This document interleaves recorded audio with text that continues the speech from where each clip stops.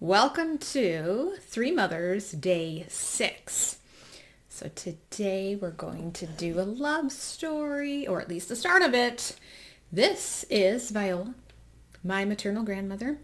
So all I know about how my two grandparents met, Viola and Orville, is what my mom wrote years ago.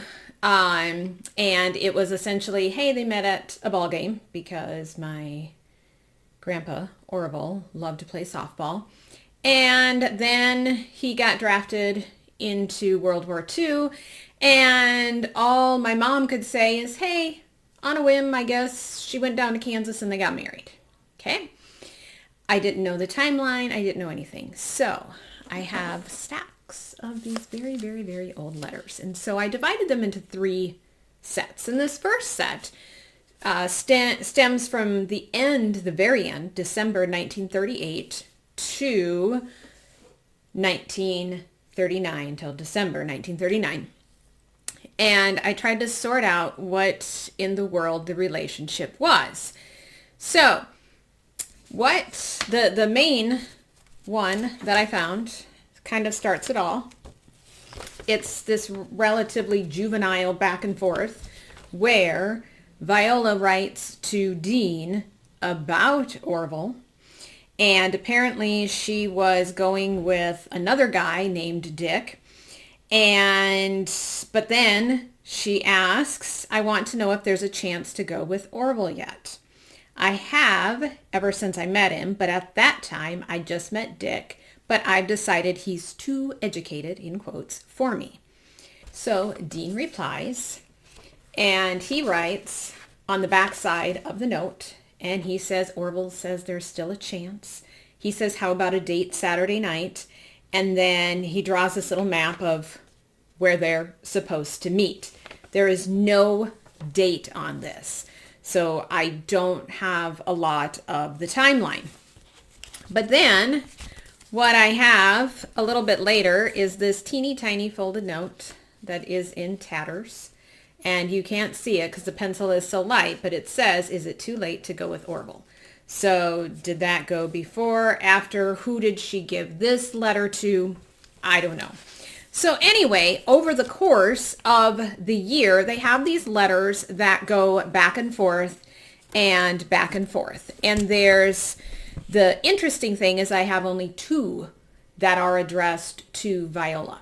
So did that mean she threw out his letters and then Orville kept all of her letters?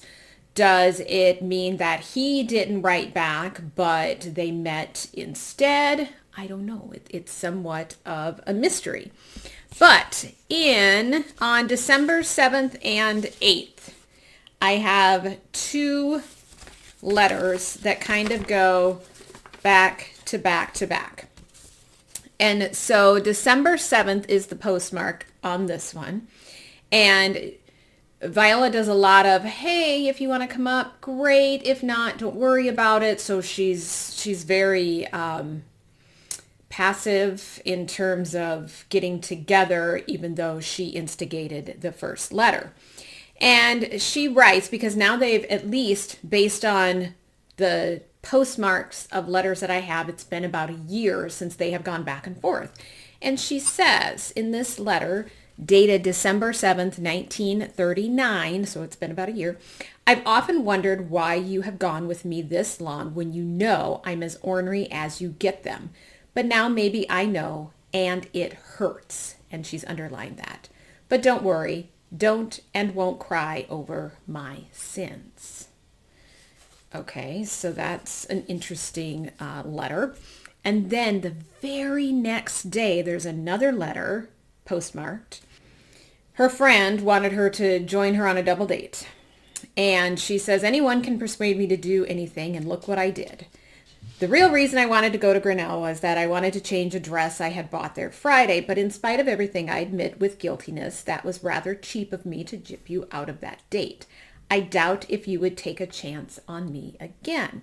Orville, in plain English, I'm not too sure I want to go with you or not. Somebody told me you were like Warren, and oh boy, I don't think I like his type very well. I don't suppose there is anything like finding out, though. I hope you aren't. And so that's kind of the end of this chunk of letters. He will get drafted in March of 1940. So I'm going to start the 1940 letters next. We know they end up together, but how they get to the marriage point in a couple of years is what hopefully the letters that I have will explain. So until next time on Three Mothers.